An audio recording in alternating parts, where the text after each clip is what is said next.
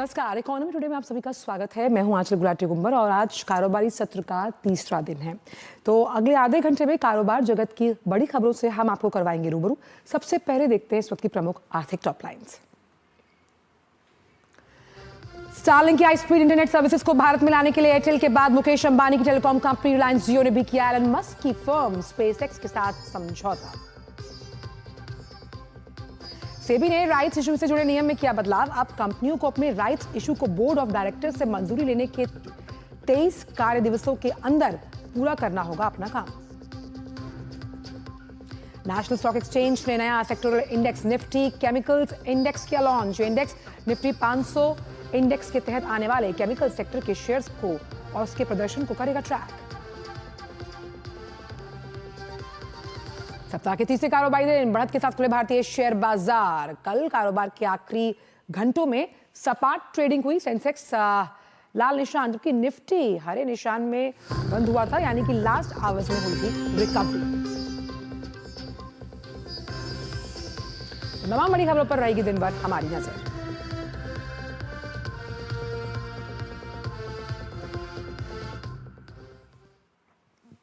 तो आइए शुरुआत करते हैं कुछ प्रमुख आर्थिक खबरों के साथ। एयरटेल के बाद मुकेश अंबानी की टेलीकॉम कंपनी रिलायंस जियो ने भी स्टारलिंक इंटरनेट के लिए स्पेसएक्स के साथ समझौता करने की घोषणा की।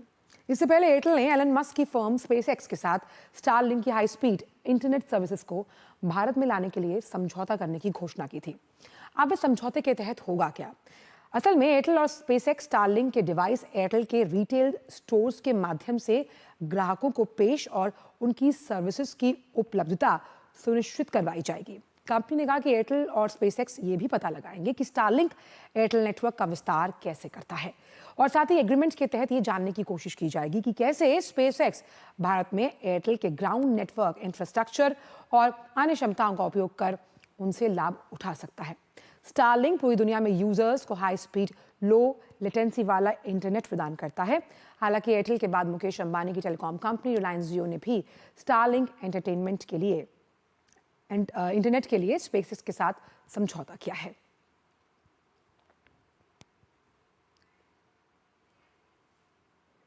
भारत दुबई का सबसे बड़ा विदेशी निवेशक बन गया। देश ने 2024 में दुबई को $3 अरब से ज्यादा का निवेश दिया, जो कि 2023 में $589 मिलियन था। ये जानकारी ताजा रिपोर्ट में सामने आई है। भारत, अमेरिका, फ्रांस और ब्रिटेन में एफडीआई के लिए शीर्ष सोर्स देश थे। दुबई की अर्थव्यवस्था और पर्यटन विभाग के अगर माने तो दुबई एफडीआई मॉनिटर को उसकी आकलन के हिसाब से देखें तो दुबई में अनुमानित कुल एफडीआई में 21% की हिस्सेदारी के साथ भारत टॉप पर है। इसके बाद अमेरिका 13.7%, फ्रांस 11%, यूनाइटेड किंगडम 10% और स्विट्जरलैंड 6.9% का स्थान हासिल कर रहा है। 2024 में ग्रीनफील्ड एफडीआई परियोजनाओं का प्रदर्शन 2023 में 73% के बराबर था। वहीं पुनर्निवेश एफडीआई परियोजनाओं में 2023 में 1% की बढ़ोतरी आई, जो 2024 में 3% को क्रॉस कर गई है। दुबई में भारतीय एफडीआई की परियोजनाओं की संख्या भी 2023 में 249 से बढ़कर अब 275 है। इससे आप देखिए कि जो प्रोजेक्ट काउंट्स हैं उसकी रैंकिंग में भारत तीसरे स्थान से दूसरे स्थान पर आया। रिपोर्ट के मुताबिक भारत का जो निवेश है वो प्रमुख जो क्षेत्र हैं उसमें केंद्रित था, जिसमें B2B यानी बिजनेस सेवाओं की हिस्सेदारी 26% ज्यादा थी। इसके बाद सॉफ्टवेयर और आईटी सेवाएं 23%, उपभोक्ता उत्पाद 9.8%, खाद्य और पीने वाले पदार्थ 8.4% और रियल एस्टेट 6.9% था। खबरों के बाद बात करते हैं दुनिया भर के बाजारों की। गिफ्ट निफ्टी के शुरुआती क्यूज किस तरफ इशारा कर रहे थे वो देख लेते हैं। तो गिफ्ट निफ्टी की शुरुआत भी पॉजिटिव रेंज में 22,575 का लेवल, 58 अंकों की बढ़त। सेंसेक्स का जो ओपनिंग काउंटर था वो भी हरे निशान में ही रहा। बढ़त के साथ खुले भारतीय शेयर बाजार 168 पॉइंट्स अप 74,270। निफ्टी का ओपनिंग भी देखते हैं। क्या निफ्टी भी कदम ताल मिलाते हुए निफ्टी 22,545, 47 अंकों की बढ़त। कौन कौन से वो स्टॉक्स जहां पर मजबूती देखी जा रही है भारतीय शेयर बाजार में? भारतीय एयरटेल, ये तो सीधी सी बात थी, ये होना ही था जिस तरह से जो फैसला लिया गया है स्टारलिंक के लिए। Tata Motors, HDFC Bank, Power Grid, Sun Pharma, दिग्गज काउंटर फार्मा इंडस्ट्री और 2 बैंकिंग काउंटर और साथ ही साथ एक पावर का काउंटर चार्ट में लीड के साथ आगे बढ़ते हुए। लेकिन कहां पर मुनाफा वसूली हावी है एक बार वो भी देखते हैं कि टॉप लूजर्स में क्या पैक्ट कह रहा है। इंडसइंड बैंक पहला बैंकिंग काउंटर पौने 6% की गिरावट के साथ, और बैंक खबरों के दम पर इस वक्त स्टॉक एक्शन में है। लेकिन जो ये 4 स्टॉक्स हैं, Infosys, Wipro, TCS, HCL tech, क्योंकि जिस तरह से टैरिफ को लेकर काफ़ी अनिश्चितता का माहौल है इंटरनेशनल मार्केट में और आईटी स्टॉक्स पर असर पड़ता हुआ डाउ जोन्स में, इसीलिए नैस्डैक में भी गिरावट देखी गई थी।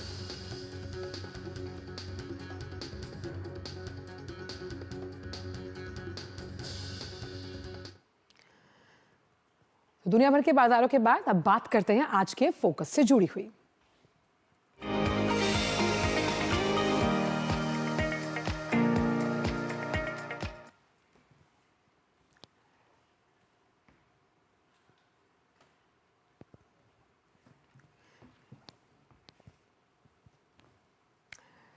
तो आज के फोकस में, जैसे कि आप हमारी इस वॉल पर देख रहे हैं, सुपर फूड मखाना जो हम सभी की रसोई में मौजूद है।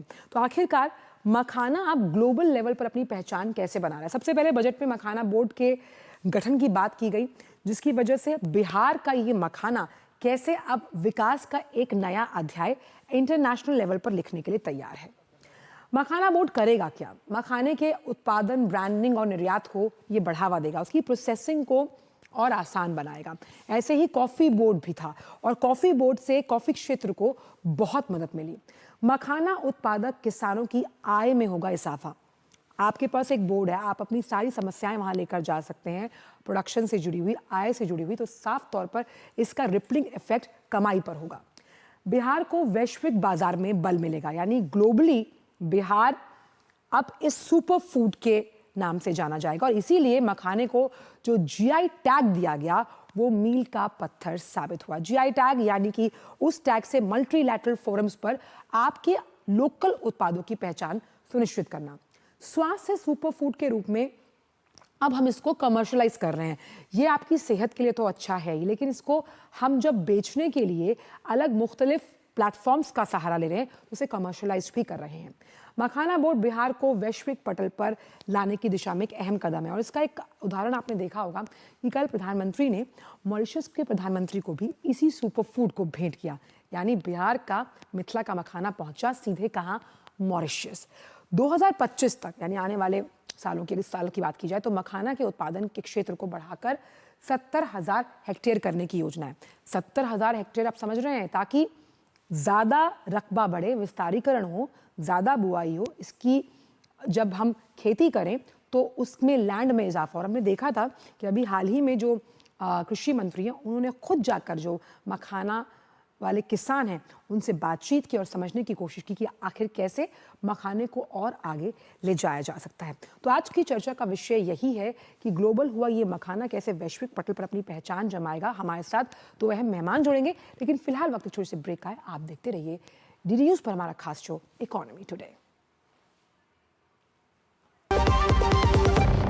एक ऐसा तबका जो रिटायरमेंट के बारे में आज भी बिल्कुल नहीं सोचता, वो है औरतें। औरतें कमा के भी वल्नरेबल हैं। सो एनपीएस एक इक्वालिटी ला रहा है, हम सब एक बराबर प्लेटफॉर्म पे हैं। अपने बेहतर कल को सुनिश्चित करने के लिए एनपीएस जरूरी है। जब धरती चीर कर निकलता है लोहे का पत्थर और मिलता है मोंगिया के जोश से, फिर तपता है, पिघलता है और बनता है फौलाद। अब होता है सरिया सारी खूबियों के साथ। मोंगिया स्टील, मजबूत देश का मजबूत सरिया।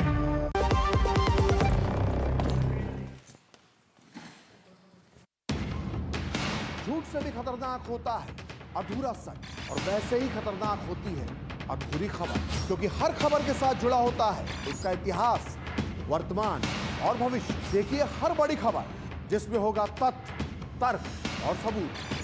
देखिए पूरा सच प्रखर श्रीवास्तव के साथ सोमवार से शुक्रवार शाम 7:30 बजे सिर्फ डीडी न्यूज पर।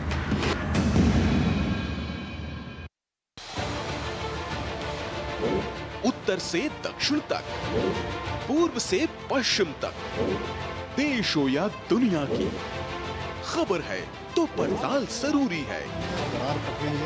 देखिए हमारे साथ मेरे पीछे भारत की सबसे एजेंडा भारत का है और किस तरह से एक नई शुरुआत इस वक्त डीडी न्यूज पर।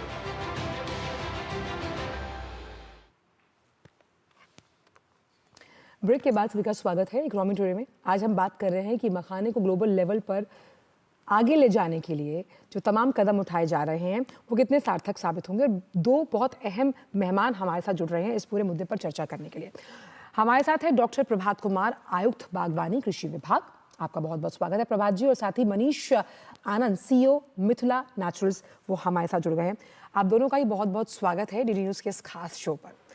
डॉक्टर प्रभात, पहला सवाल आपसे यही है कि क्योंकि मखाना हमारे लिए नया नहीं है, हमेशा से हमारी थाली में, और ख़ास तौर पे जिस हम पंच रत्न की बात करते हैं, जब प्रसाद की तैयारी की जाती है तो मखाने की बहुत अहमियत होती है। लेकिन आज ये अहमियत ग्लोबली इसको एक्नॉलेज किया जा रहा है और मखाना बोर्ड का गठन इसी बात का परिचायक है।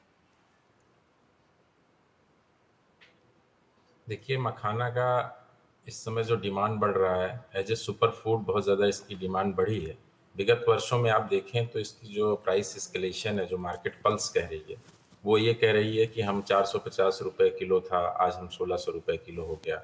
और मखाना की उपलब्धता, जैसा कि आपने स्वयं बताया कि मखाना पहले पंच रत्नों में रहता था, तो ज़्यादातर आज से अगर 20 साल पहले देखें तो ये पंच रत्न में प्रसाद के रूप में यूज होता था। आज ये सबके ब्रेकफास्ट के लिए और मेन डाइट में आ गया है। और जैसा आपको पता है कि इसकी जो प्रोटीन है बहुत उच्च गुणवत्ता की है और इसमें जो 10 एमिनो एसिड्स पाए जाते हैं वो अपने आप में यूनिक है।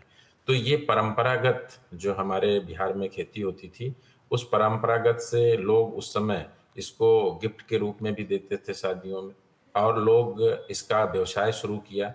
और इसमें आप देखेंगे तो जो मैं विजिट किया, इसमें सबसे बड़ी अच्छी चीज़ है कि हमारी जो महिलाएं हैं उनके लिए बहुत ज़्यादा इसमें रोजगार के अवसर हैं कि जो पोस्ट प्रोडक्शन होता है, तो पोस्ट प्रोडक्शन में उनकी भी आय में इसमें वृद्धि की जा सकती है, उनके जीवन स्तर में सुधार किया जा सकता है।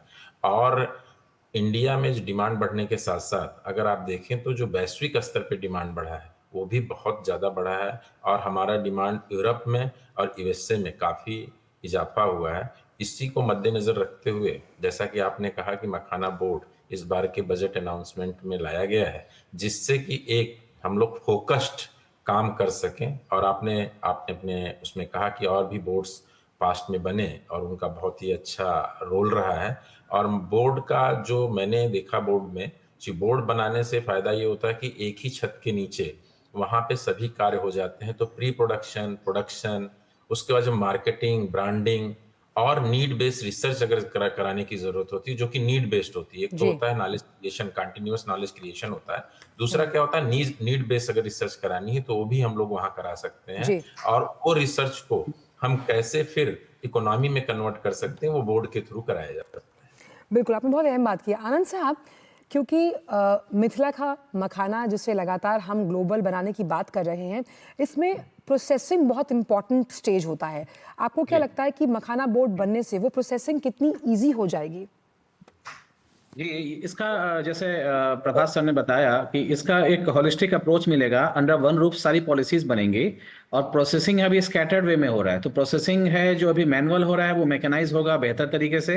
क्योंकि जब हम एक्सपोर्ट की बात कर रहे हैं, जब हम कह रहे हैं ग्लोबल हुआ मखाना, तो ग्लोबल में मार्केट में जाएंगे तो हाइजीन, प्रोसेसिंग और मैकेनिज्म बहुत ज़रूरी है कि कैसे कैसे मखाना किस प्रोसेस से निकलता है। इवन इसमें एक और जो मखाना निकालने का प्रोसेस है उसका अभी मशीन आना है, तो एक वो आ जाएगा तो ये प्रोसेस कंप्लीट हो जाएगा, जिसको फर्स्ट लेवल का प्रोसेस हम बोलेंगे। और जब हम प्रोसेसिंग करते हैं इसका, जैसे जो खेत से निकलता है वो काले रंग का होता है, वो बीज होता है, तो उसको प्रोसेस करते हैं। उसके बाद उसकी सॉर्टिंग ग्रेडिंग करते हैं, वैल्यू एडिशन करते हैं। तो ये सारा करते हैं, तो मुझे लगता है कि ये अब जो है एक तरह से कह सकते हैं कि कुटीर उद्योग जो है, जिसको हम लोग कह सकते हैं कॉटेज इंडस्ट्री, ये डेवलप होना शुरू होगा। और उसी में से फिर एक होलिस्टिक अप्रोच निकलेगा जहाँ पे कि लोग उसको प्रोसेस करके और सीधा एक्सपोर्ट कर सकते हैं। ये किया जा सकता है जी। इसमें सबसे अहम बात यहाँ पे डॉक्टर प्रभात ये भी है कि जिस प्रोसेसिंग को मजबूत करने की हम बात करें, हमने देखा कि जिस तरह से कॉफ़ी बोर्ड बनाया गया तो वहाँ पर तमाम जो अलग अलग स्तरों पर मुश्किलें आईं, जो कॉफ़ी बोने वाले किसान थे उन्हें उस बोर्ड से उन्हें बहुत सहायता मिली। क्या इसी तरह की तस्वीर हम मखाना बोर्ड में भी देख पाएंगे? ये अगस्त देखेंगे, क्योंकि मंत्रालय ने कोकोनट डेवलपमेंट बोर्ड, आप काफ़ी बोर्ड की जो बात कर रही हैं, काफ़ी बोर्ड एक बड़ा पुराना बोर्ड है लेकिन कोकोनट डेवलपमेंट बोर्ड भी एक बहुत पुराना बोर्ड है और हम लोगों ने वहां से जो लेसन लर्न किया वो ये देखा कि कोकोनट में काफी अच्छा काम किया गया बोर्ड के थ्रू। तो हम लोग मखाना बोर्ड में भी चाहेंगे कि क्योंकि मखाना बोर्ड में हमारे एक्चुअली 4 हम लोग वर्टिकल्स इसमें सोच रहे हैं। एक तो है कि प्राथमिक उद्देश्य में मखाना का उत्पादन है, फिर उसमें प्रसंस्करण है, मूल्य संवर्धन है और विपणन सुधार है। तो अगर हम 4 चीजों को मुख्यतः अगर देखते हैं बोर्ड के थ्रू, तो जैसा आपने कहा कि कैपिटल इन्वेस्टमेंट की रिक्वायरमेंट होती है प्रोसेसिंग में, और जैसा कि हमारे साथी मनीष आनंद जी ने बोला कि हमें इसमें मैकेनाइजेशन जो है, मैं भी विजिट किया, फील्ड में गया, अभी दरभंगा हम लोग होके आए, तो हमने ये देखा कि इसमें मैकेनाइजेशन की जरूरत है क्योंकि जो इसकी हार्वेस्टिंग है वो काफी टफ है और उसमें हमें पानी के अंदर से निकालना होता है। तो हम लोग इस तरीके के बोर्ड बन जाने से, जैसा मैंने आपको कहा कि फोकस्ड रिसर्च, एक तो होता है कि ज्ञान तो जरूरी है कि हमारे संस्थाओं में ज्ञान का जनरेशन होते रहना चाहिए, लेकिन बोर्ड जब करेगा तो वो प्रॉब्लम जो आएगा प्रॉब्लम स्टेटमेंट के आधार पे काम करेगा। और मैं आपको बताना चाहूंगा कि इसमें जैसे इन्होंने बताया कि हार्वेस्टिंग है, इवन हमारी जो ट्रांसप्लांटिंग है वो भी थोड़ी सी टीडियस है, इसमें कांटे होते हैं, लेके उसको लगाते हैं, फिर जब हार्वेस्टिंग करते हैं तब भी उसमें प्रॉब्लम आती है। तो हम लोग मैकेनाइजेशन की बात करेंगे और प्रोसेसिंग में कुछ मशीनें आ गई हैं और चूंकि ये निरंतर प्रक्रिया का पार्ट है, मैं देख के आया हूँ, जैसे ग्रेडर ऑटोमेटिक आ गया है, कलर सार्टर आ गया है, लेकिन हम लोग चाहेंगे कि इसको कंप्लीट मैकेनाइजेशन पार्ट में ले आए। जैसा कि इन्होंने कहा कि जब हम वैश्विक स्तर पे जाते हैं तो ट्रेसिबिलिटी इशू भी बात होती है, हाइजीन की भी बात होती है, और आपको पता है टेक्निकल बैरियर इन ट्रेड्स होता है और इंडिया इज ए लीडर। 80% से 90% जो मखाना प्रोडक्शन है हमारे यहाँ है, तो हमें इसको बहुत अच्छे से बना के चलना है जिससे कि आगे आने वाले दिनों में इसके एक्सपोर्ट में और डोमेस्टिक मार्केट में कोई ऐसी प्रॉब्लम ना आए। जी साथ ही अगर इसको ऐसे समझें आनंद साहब की सहकारिता के लिहाज से महिलाओं का बहुत बड़ा रोजगार भी है जब मखाने की हम प्रोडक्शन की बात करते हैं, और जिस महिला उन्मुखी विकास यानी वुमेन लेड डेवलपमेंट में मखाना अपने आप में एक्सप्लोरेबल सेक्टर हो सकता है आने वाले सालों में आजीविका के एक अलग परिप्रेक्ष्य के लिहाज से। जी, जैसा प्रभात सर ने बताया कि इसमें जो प्रोसेसिंग है बहुत इंपॉर्टेंट है और मैनुअल प्रोसेसिंग रहेगा ही रहेगा, चाहे वो फार्मिंग हो या उसके बाद का प्रोसेस हो। और जिस सेगमेंट से आता है मखाना, जो हम उत्तर बिहार की बात करते हैं, तो वहाँ पे ज़्यादातर जो पुरुष हैं वो बाहर जाके काम करते हैं और महिलाएं जो हैं वो वहीं पे रह जाती हैं छोटा मोटा खेती करना। और मखाना में जैसे हमारी फैक्ट्री में हम बात करें, जो दुनिया की सबसे बड़ी इंटीग्रेटेड मखाना फैक्ट्री है मधुबनी जिला के अरेर गांव में, तो वहाँ पे हम लोग 70 से 75% महिलाओं को रोजगार मिला हुआ है। तो महिलाएं करती क्या है, तो महिलाएं जो होता है कि जो पॉपिंग से, जो अभी मैनुअल पॉपिंग होता है जिसको हम लोग फोड़ी बोलते हैं, तो फोड़ी में भी आप देखेंगे कि महिलाओं का पार्ट है वो भी 70-60-70-80% तक होता है। 1-2 पुरुष होते हैं जो परिवार के मुखिया होते हैं, बाकी महिलाएं और बच्चे ही अभी तक हो रहे हैं।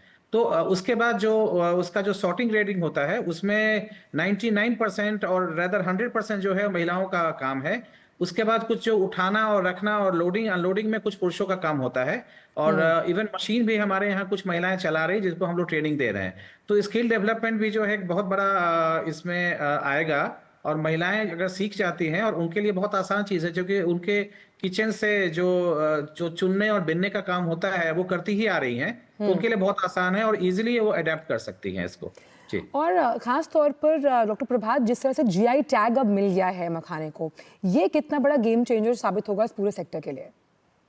देखिए, जीआई टैग मिलने के बाद जो हम लोगों को वहाँ पे इसको इकोनॉमाइज करने की जरूरत होती है, तो हम लोग अगर इस जीआई को अच्छे से विपणन कर सके, जैसा मैंने आपको बताया कि विपणन में सुधार करना, तो हम लोग जीआई में हम लोगों को काफी, जैसे अगर आप देखें तो प्रीमियम 25 से 30% सामान्यतः देखा गया है कि अगर कोई फसल जीआई में आ जाती है तो उसका जो मूल्य मिलना शुरू होता है वो कम से कम 25 से 30% बढ़ जाता है। और लेकिन इसमें हमारा यही कहना है कि जो जीआई को किस तरीके से, हमारी जो जीआई, जैसे किसी चीज के लिए जीआई मिलती है तो जीआई मतलब कि वो वहां पे हो सकती है, नंबर 1 जियोग्राफिकल इंडिकेशन है, दूसरा है कुछ क्वालिटी उसके होते हैं, तो हमें ये ध्यान देना होगा कि हमारी जो क्वालिटी है वो मेंटेन रहे और वो जीआई के अनुरूप ही रहे, और उसे अच्छे से विपणन करने के लिए हमें प्रचार प्रसार करने पड़ेंगे। और नो डाउट कि जो हमारी जीआई प्रोडक्ट हैं, कई ऐसे एग्जांपल हैं जीआई प्रोडक्ट के जो हमारे बहुत अच्छा पैसा देते हैं, तो हम लोग भी इसको इस तरीके से अगर अपने मार्केटिंग में लाते हैं और इसमें जीआई को हाईलाइट करते हैं तो आने वाले दिनों में आर्थिक विकास होगा। दूसरा, जैसा आपने कहा कि मखाना के बारे में, देखिए क्या है कि अभी ये कन्वेंशनल सिस्टम में हो रहा था, भारत सरकार ने इसको बड़े संजीदगी से लिया और एक हमारा नेशनल रिसर्च सेंटर ऑन मखाना है जो कि वो इसमें R&D बैक स्टॉपिंग का काम करेगा। हमारी 2 यूनिवर्सिटीज हैं उस एरिया में जो वो भी काम करती हैं। तीसरा, मखाना बोर्ड बनने के बाद जो पॉलिसी इशू है, इन्वेस्टमेंट है, इंसेंटिवाइजेशन है, और हम जब वहां पे विजिट किए तो हमें सबसे जो लगा कि हमें ह्यूमन कैपिटल जो हमारा है उसकी ट्रेनिंग के लिए भी हमको काम करना चाहिए, क्योंकि हमें एक अगर ग्लोबल वैश्विक स्तर पे कोई प्रोडक्शन करना है तो हमारी जो दक्षता है वो भी होनी चाहिए। तो एफपीओ के माध्यम से, जैसा आपने सहकारी का एक वर्ड यूज किया था, तो मुझे लगता है जो हमारे एफपीओज हैं उनको जोड़ना और नीचे लेवल पे प्रोडक्शन बेस को इतना अच्छा बैकवर्ड लिंकेजेस करना, क्योंकि अभी जो मेरा ऑब्जर्वेशन वहां जाने के बाद हुआ है, फॉरवर्ड लिंकेज तो कुछ स्तर तक अच्छा हो गया है कि लोगों ने प्रोसेसिंग यूनिट लगा ली है। मैं मिथिला गया था प्रोसेसिंग यूनिट्स में और वहां मैंने देखा कि वो अच्छा है, लेकिन इसका जो profit accrued to the farmer, जैसा हम लोगों ने अभी बात किया कि जो उन लोगों को मिलने के लिए, तो मैं फील्ड भी गया। फील्ड जाने के बाद हमने देखा कि जो आज 2 प्रकार के मखाना खेती शुरू हो गई है। एक तो जो हमारी कन्वेंशनल तालाब में होती थी, दूसरा टेक्नोलॉजी आ गई है जो खेत में 3 से 4 फीट पानी में लगाते हैं लोग, उसमें उत्पादन ज्यादा हो रहा है। तो मेरा ये मानना है कि 2 वैरायटीज भी आ गई हैं, तो इसमें निरंतर शोध की भी जरूरत है और दोनों पार्ट पे है, मैकेनाइजेशन के साथ साथ। जी, एक चीज आप दोनों से ही पूछूंगी। पहले मैं आनंद साहब के पास जाऊंगी कि मखाना पहले जब हम खरीदा करते थे तो उसके रेट्स में काफ़ी अंतर था। मतलब आपको 250 ग्राम मखाना बमुश्किल 180 रुपये का मिल जाता था, लेकिन अभी बिकॉज इतना सुपर फूड इसको बना दिया गया है, शायद लोगों को अब इसकी पहचान समझ में आई है, ये काफ़ी वैलिड कीमतों में मिलने लगा है। तो मेरा मानना ये है कि चुनौतियाँ कहाँ आप देखते हैं मखाना बोर्ड बनने के बाद, क्योंकि प्राइसिंग एक बहुत बड़ा इशू है, अलग अलग राज्यों में अलग अलग तरीके से उसकी प्राइसिंग की जाती है। इसमें 2 चीज देखेंगे, जैसे आपने शुरू में बताया था कि अब पहले जो है इसको हम लोग पचमेवा में खाते थे, तो अभी हो गया स्टेपल हो गया है। अब ऐसा मुझे नहीं लगता है कि कोई भी जागरूक जो सिटीजन है उससे घर में मखाना, मुझे लगता है कि आप लोग चाय के साथ शायद जो पाम ऑयल से भरा हुआ नमकीन है उसे छोड़कर सभी मखाने पे शिफ्ट हो गए हैं। तो इसलिए डिमांड बढ़ गया, लेकिन जो सप्लाई है, जो फार्मिंग है, उस हिसाब से नहीं बढ़ा है। मेरा ऐसा आकलन है कि फार्मिंग एरिया जो है अगर 10 से 15% बढ़ा है पिछले 5 से 7 साल में, 10 साल का डेटा वैसे मैं रखता हूं, तो डिमांड जो है ऑलमोस्ट 100% बढ़ गया है। तो वो जो गैप है ना, वो डिमांड और सप्लाई का, उसकी वजह से जो है वो प्राइस ऊपर उठा है और इसमें किसानों को भी फायदा है, किसानों को भी मिल रहा है। लेकिन जो चैलेंजेस है, 2 चीज का चैलेंजेस है। एक तो है जो फार्म लैंड बढ़ाना है, फार्मिंग को स्ट्रेंथन करना है, क्योंकि जब उत्पादन हम नहीं करेंगे तो फिर वो गैप कम नहीं होगा।